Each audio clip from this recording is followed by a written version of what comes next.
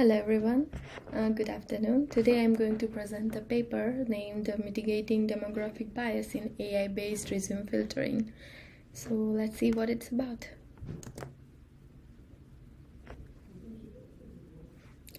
So, firstly, we should know what the paper is actually about. So the paper basically focuses on removing bias in the AI-based resume filtering. And in the traditional system, we have seen that an interviewer or a company actually requires employee for a specific position.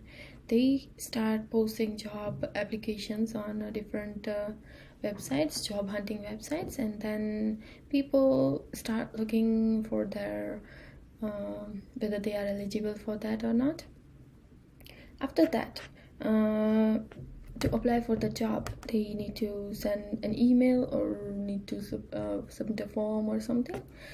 After submitting their resume, there is a particular person dedicated in order to filter out all the resumes and select 4 to 5 people among all the 250 or 300 applications, and from that the interviewer takes an interview and one person is selected for a single position. So the paper justifies social linguistic patterns that can lead to demographic bias in the text-based algorithms. Okay, so in these traditional methods of taking job interviews, there are some kind of discrimination also. We have, as the technology arrived and the time changed, we have machines doing the same job, so they don't have to appoint a specific person in order to scan and select people among 300 to 400 applications. So that saves time and energy. So the new system also has some discriminated report. This paper proposed method to update the current bias system. Companies that have diverse set of employees are 43% more likely to see profits above than average. Okay, so here I need to give you an example of why I selected this paper and this topic. Back in India, when I was in my college, there used to be a placement session where the companies are invited by our college to take the freshers as their employees. Okay, so in their interview session, I wasn't a part of it as my goals were set and I needed to come here to Canada for doing my master's. But one of my friends was a part of that interview, and after that interview she came to me, and what she said was actually surprising and shocking for me as well as it was for her. She said that at the end of the interview it went really well. She was good for the job, she knew various languages, she was good with communication. And at the end of the interview, she asked the interviewer whether the interview was good or whether she can be selected for the job or not. So the interviewer responded that we would hire someone from our country instead.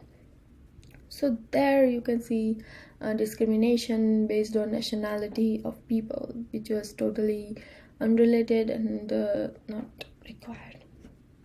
Okay, so basically what I'm trying to say is the companies are definitely benefited if they have diverse set of community of employees in their field or corporation, as a diverse set of people bring diverse set of mind, diverse set of ideas, so that is all obviously going to help the company grow.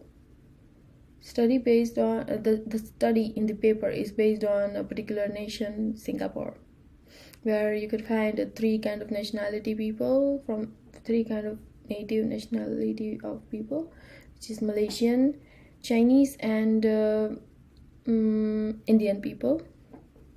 Okay, so let me explain something about the authors of this paper.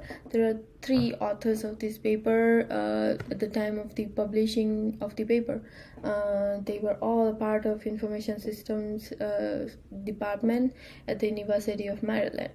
And now the first author, Ketki Deshpande, is a data engineer in Pune, Maharashtra. And the other 2 authors, Sheme Pan and James Fool, are assistant professors in the Department of Information System at the University of Maryland. Okay, so the paper was published in July 2020, and this paper was found on ResearchGate. Okay, so how is this paper related to EDI, that is Equity, Diversity and Inclusion? This paper is 80% based on EDI. I can say that because and there can be bias based on gender, race or ethnicity and nationality also, if you consider it. Okay, so even after calling themselves equal opportunity employer, the employer might themselves knowingly or unknowingly do discrimination to the applicants. So the training data contains detail of hired candidates which is not diverse enough to consider diverse applicants. So based on the example that I gave, if the company doesn't want to hire people from different nationalities, different gender or race, they might not have different set of minds. So in the data set from which the machine is going to take input, if the data set does not have diverse set of people in the data set, how is the machine going to process all the information and take different set of people and minds for the filtration, job filtration? So that is going to be discriminated as well. Okay, so as a result, the resulting software will produce bias recommendation, as I said. Linguistic and accent difference will generate rigid impressions. Okay, so here I'm going to give an example that linguistic and accent difference can also be a part of the categories where the employers can discriminate. Because here in Montreal, where I'm studying, they do require French. If a person does not know French, some people find it really offensive if the other person does not know French and is speaking in English. So at my job, my manager actually, he does not understand English, and I, on the same way, I don't understand French. So out of rage, he said that in a French country, you are in a French country, you must know French in order to work somewhere. So that was offensive to me because I know the basic international language which is necessary to do this job. Okay, so let's to the next slide. Okay, so large and popular corporations receive millions of job applications for a single post.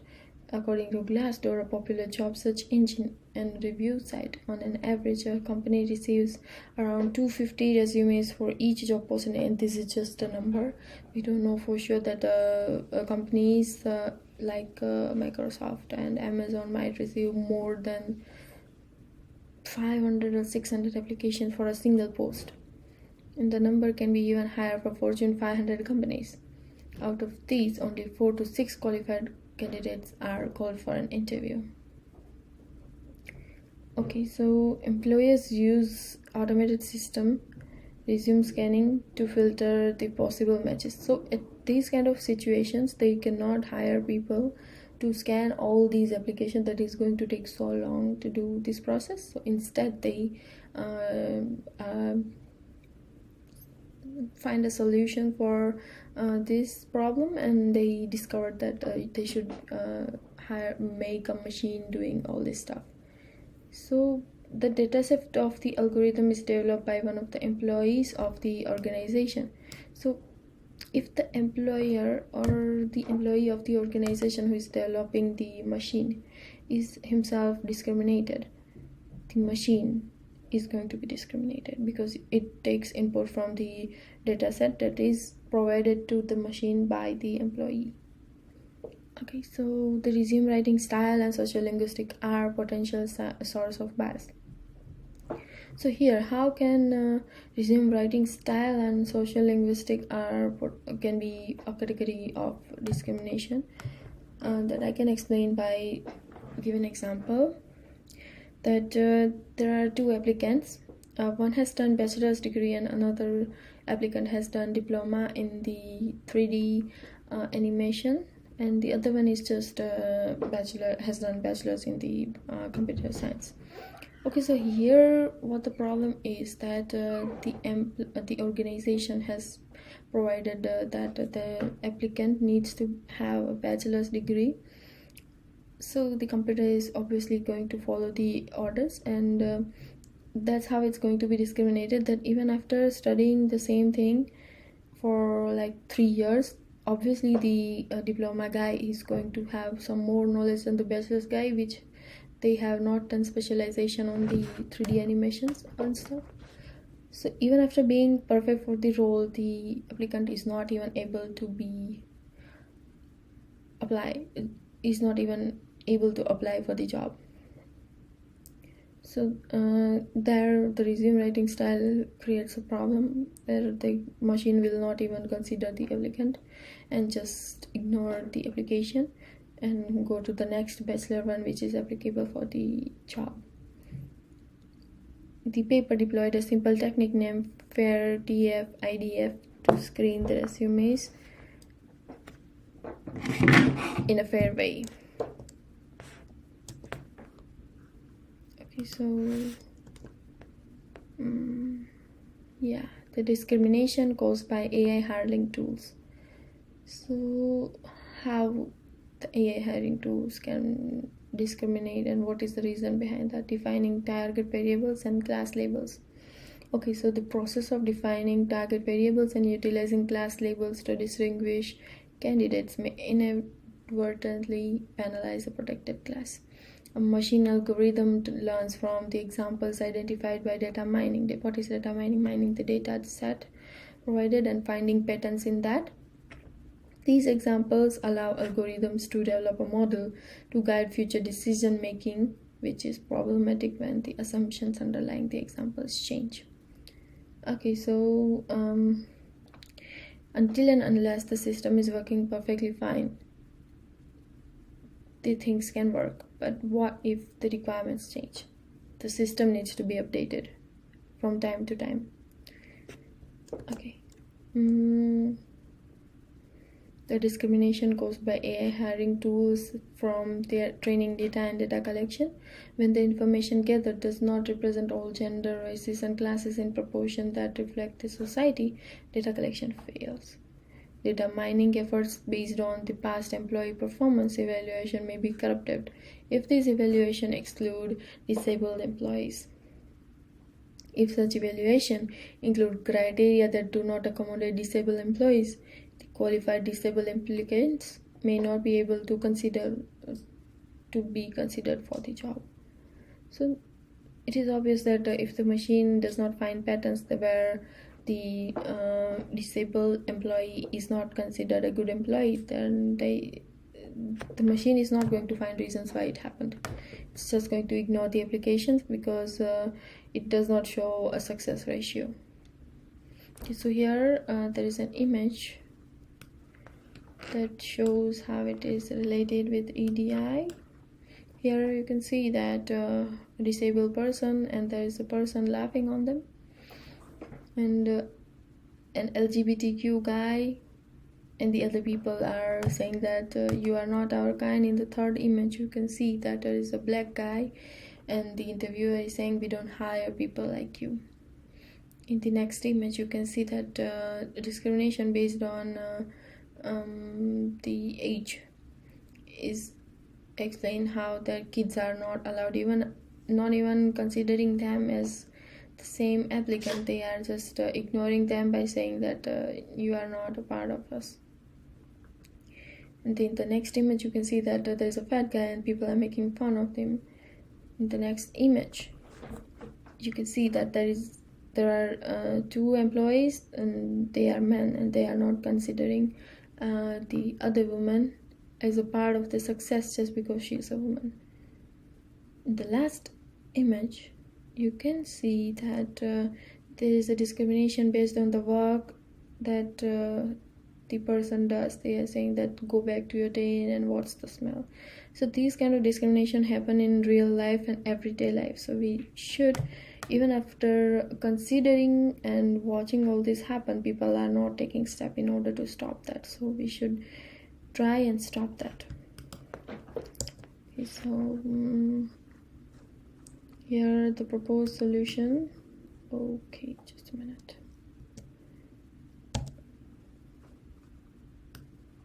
So what is the proposed solution?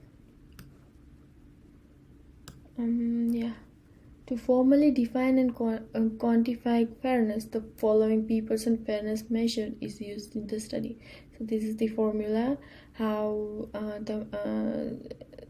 you can measure whether the machine is discriminated or not by fairness measure, where P match demographic 1 is the value from demographic with the lowest match probability value given a fixed demographic of job posting, and P match demographic 2 is the value from the demographic with the highest match probability value given a fixed demographic job posting. So the method has two hyperparameters to set, that is lambda and tau.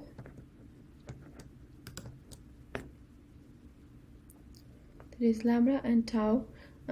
P% fairness measure changes with the value of lambda and tau. Among these differences, the lambdas different lambda value we tested, the peak fairness measure was achieved when the value was 35. Yeah, here you can see there is a 0.9% fairness measure when the value of lambda was 50.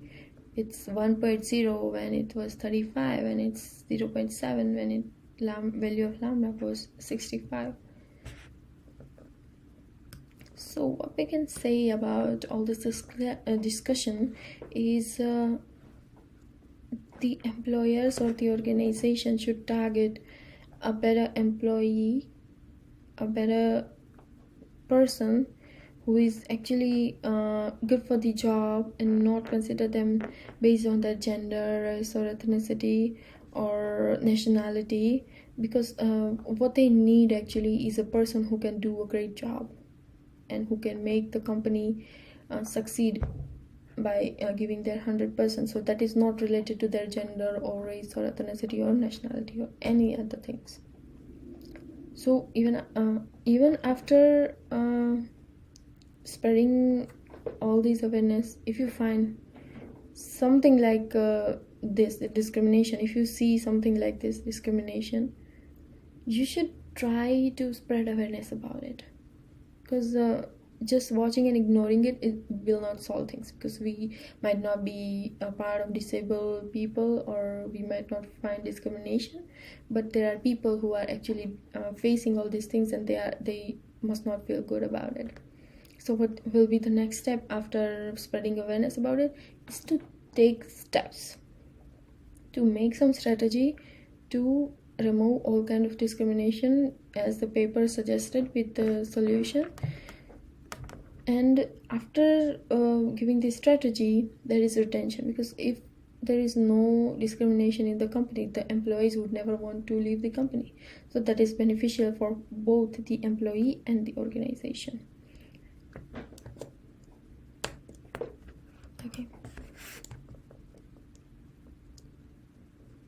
Okay, so these are the references that I have taken for preparing this presentation. So thank you. Any questions?